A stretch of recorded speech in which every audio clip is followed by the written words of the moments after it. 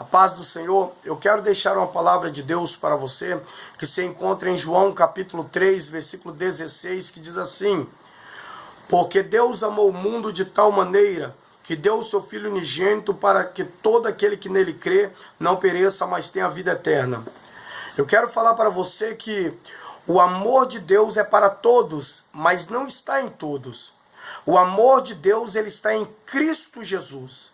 Romanos capítulo 8, versículo 39, a Bíblia diz assim: nem a altura, nem a profundidade, nem alguma outra criatura nos poderá separar do amor de Deus que está em Cristo Jesus. Ou seja, o amor de Deus está em Cristo Jesus. Você quer ter o amor de Deus? Então tenha o Filho. Porque se você não tem o Filho, você não tem o amor de Deus. Mas o que você tem então? João capítulo 3, versículo 36 diz assim: todo aquele que crê no Filho tem a vida eterna, mas todo aquele que rejeita o Filho não verá a vida, pois sobre ele permanece a ira de Deus.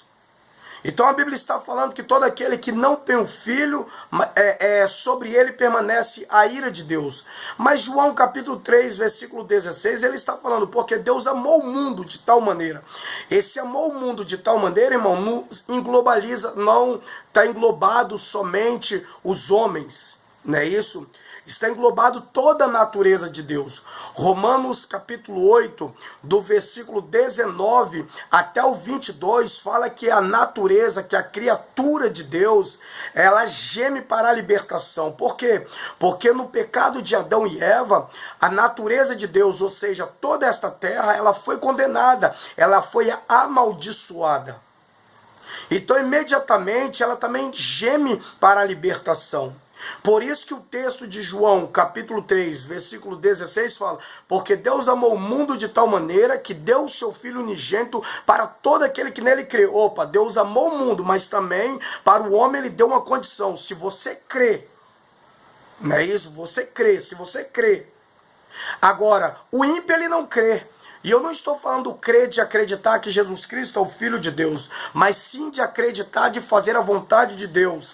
João 14, versículo 12, a Bíblia diz assim, ó: em verdade vos digo, que aquele que crê em mim também fará as obras que eu faço, e a fará maiores do que esta, porque eu vou para o Pai. Amém? Esta palavra eu quero deixar de reflexão para você e falar para você: tenha o Filho, porque se você tem o Filho, imediatamente o amor de Deus está sobre você. Amém?